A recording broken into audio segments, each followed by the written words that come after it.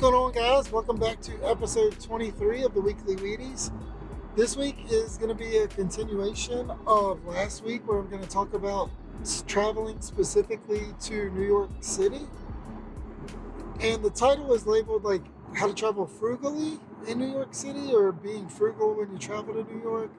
But I want to be clear, I've talked about this in the past in a couple of episodes now. Frugal does not necessarily mean cheap. It just means we're being smart and not wastefully spending our money. So, I kind of mentioned a few of these tips, but I just want to reiterate them to make sure I was clear when I talked last episode. We'll start with museums. There are tons of museums in New York City, and I want you to know for sure that not every museum has a cost, meaning not every museum requires you to pay something to enter. A lot of them have a suggested fee. The famous one is like American Natural History Museum. There's a suggested fee of like $12, I believe. You can literally pay 1 cent and get a ticket and go into the museum. You can pay whatever you want. That is the suggested fee. Most museums also offer student discounts, senior discounts, children discounts. If you have multiple people going, when I did go enough, I really didn't feel bad paying a suggested fee, especially if I knew I was only going to be in there for X amount of time. My rule of thumb is if a museum takes X amount of time to go through, let's say like the Natural History Museum, if you wanted to see everything, it's going to take you a minimum of 2 or 3 days.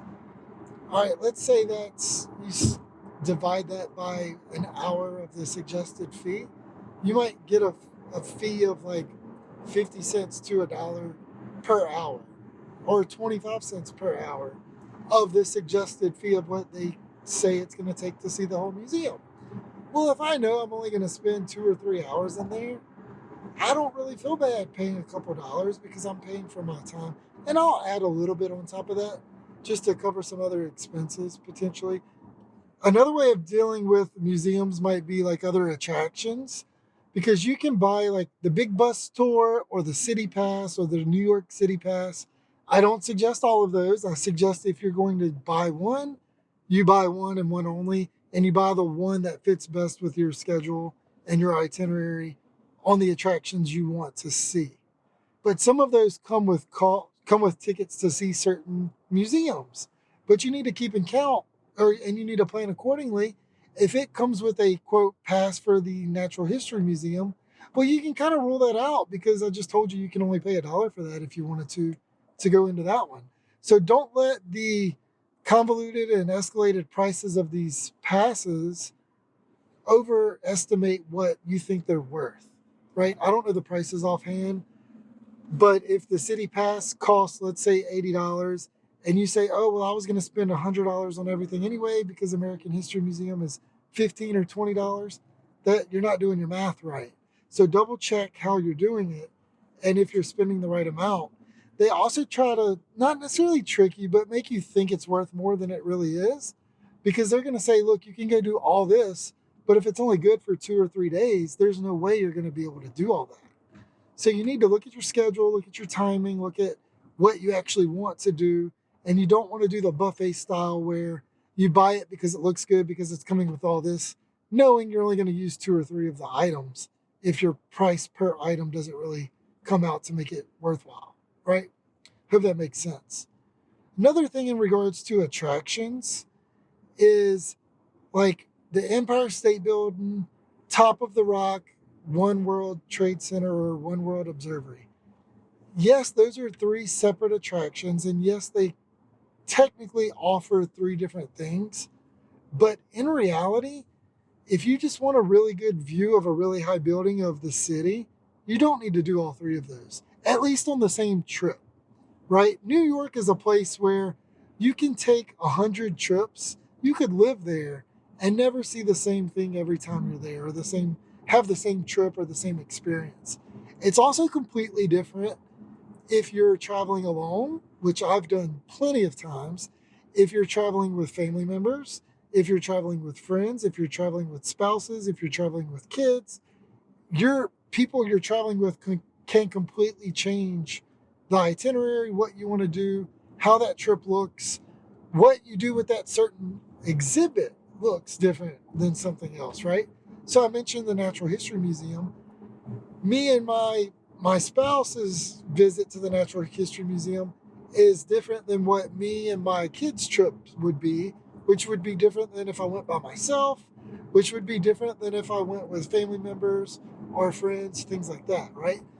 If I'm going with my kids, we're going to see the dinosaurs. That's it. Like, that's all that really matters in the Natural History Museum. When I went by myself, I like to go to the planetarium and watch the videos. When I went by my spouse, we kind of did a little bit of everything. We spent a little bit more time in certain areas. It all depends on who you're with and what they like and what they enjoy. That's what it pretty much boils down to. So you have to consider that when you're planning and you're pricing all of this out too. Another big attraction people like to do is Broadway. And I kind of mentioned this in the past too. But if you definitely want to go see Wicked and you're not going to be happy if you see anything other than Wicked, suck it up, pay extra, buy a ticket for Wicked, get your seats, right?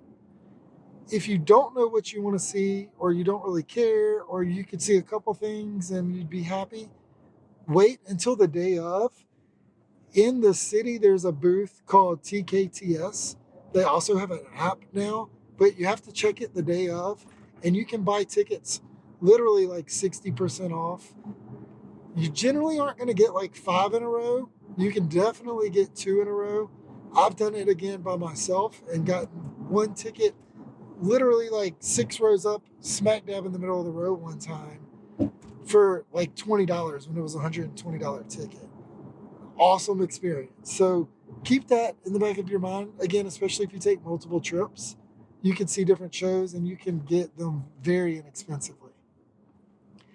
Times Square is a big attraction in New York. I know I mentioned Statue of Liberty in the last video, kind of mentioned Times Square. Times Square is something where you need to see it multiple times. You need to go in the middle of the day when there's tons of people around and tons of like people doing their thing. You need to go see it at night with all the lights.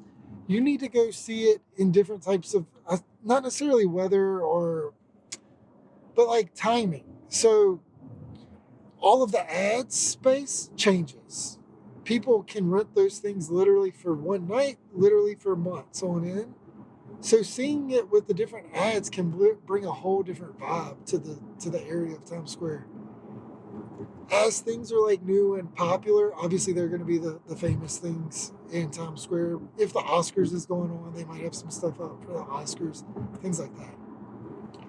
There's also tons of free experiences that you can do in New York. Obviously, Central Park is probably the biggest, but there's other parks.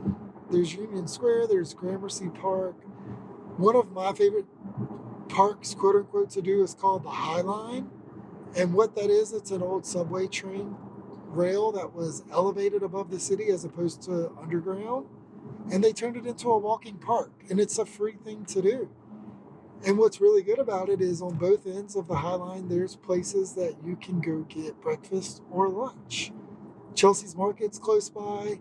And then there's also something called Eataly, not Italy, Eat, E-A-T, Ali, where you walk in and it is Italian style food. There's other food in there too, but Italian is like the famous or the most popular. There's literally booths for every type of thing.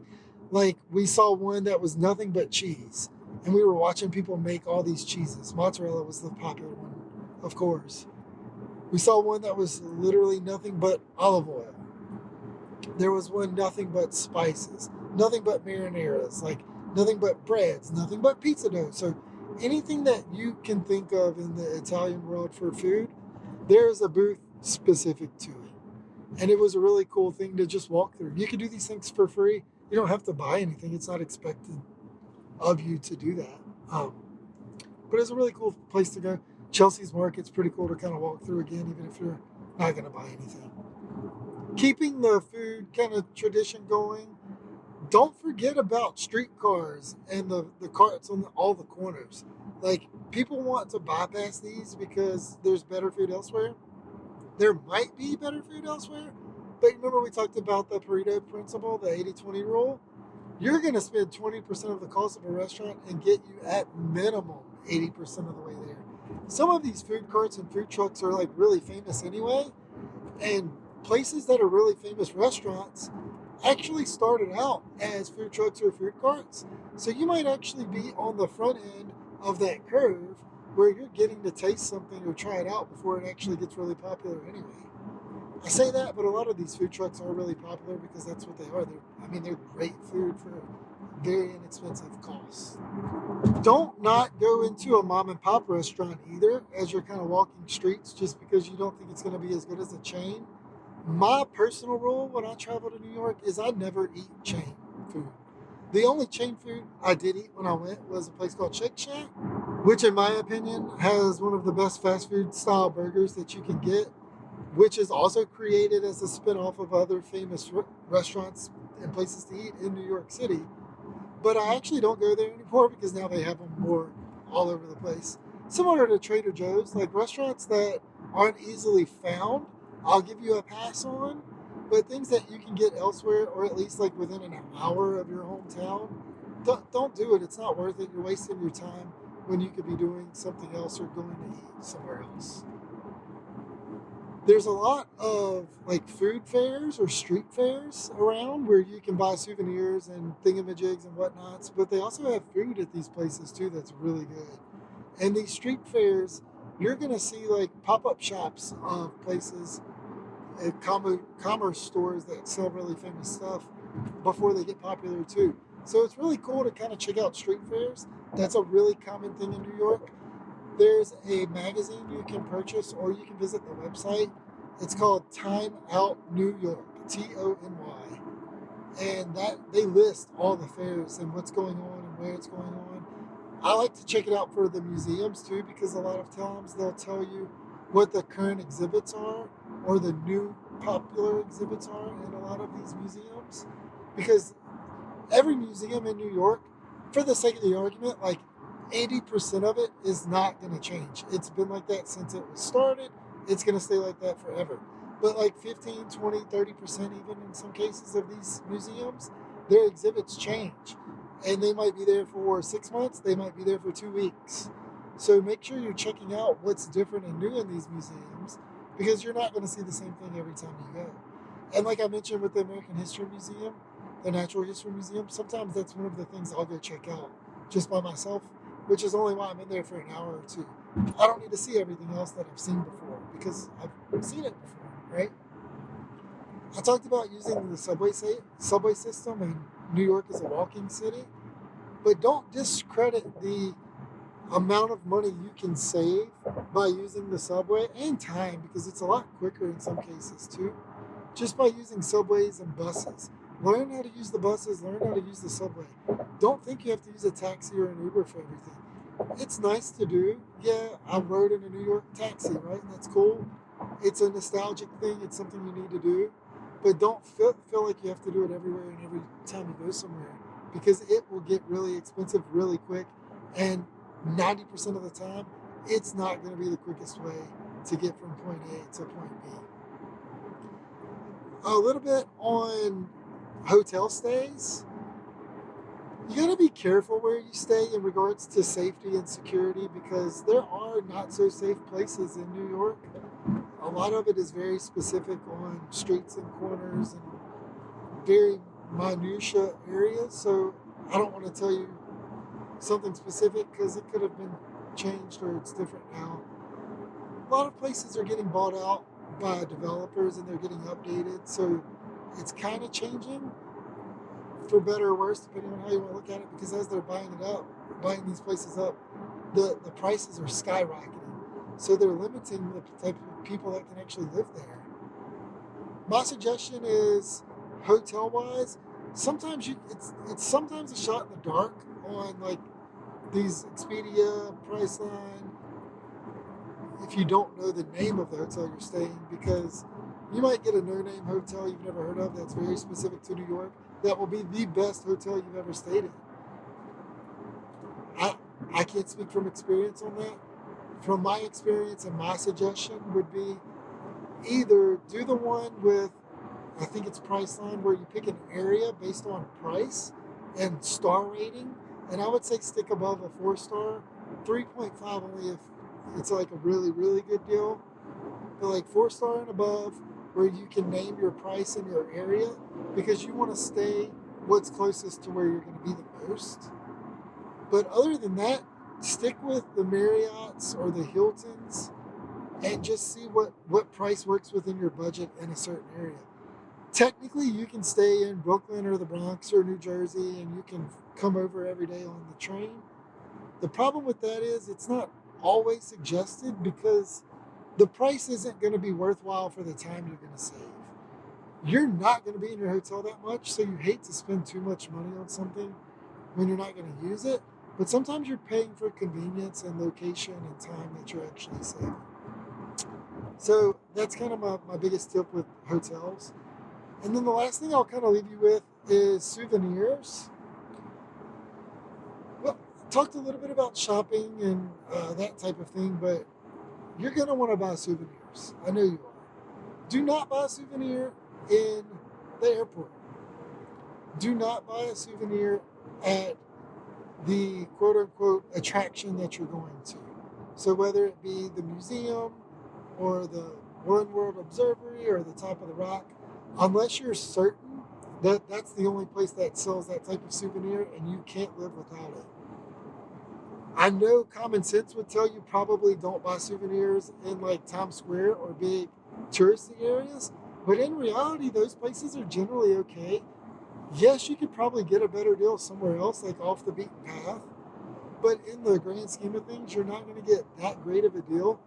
Vendors in the street fairs are generally going to get a good price, or at least a general like frugal price for what you're getting. You're going to get what you pay for on either end of the spectrum, right? So if you can go into a souvenir shop in Times Square and get like 3 shirts for $10, if you're okay knowing they're only going to last a couple times, that's cool. But don't think you got to spend $40 on a souvenir t-shirt to get a decent t-shirt, right? You can spend $10, $15, $20 on a single t-shirt and get a good t-shirt. Now, that being said, I kind of mentioned like the attraction type things. There's like an M&M store in Times Square. If you know you want an M&M shirt and you want the real thing and you don't want a clone, this is where we're going to be smart about what we're spending our money on, and we're going to budget and plan accordingly beforehand. So that's my big tip with souvenirs. You're not going to go bad buying them off the side of the street. In some cases, just understand the quality isn't going to be up to par with a lot of other places. Also know you're probably going to buy counterfeit items, especially if you're buying it off the street. If you're okay with that, cool. If not, just something to be aware of. Y'all see my sunglasses kind of change in and out. Some of them have come from New York, and some of them were counterfeit, and I bought them knowingly. But they don't say like Ray-Ban on the side, and I paid $5 or $10. So it's like very much expected you know what you're getting when you get it. So any other questions, let me know. Like I said, I love New York. I've been the personal concierge or personal travel agent for some friends of mine. Really enjoy helping out with New York. So, till next time, see ya.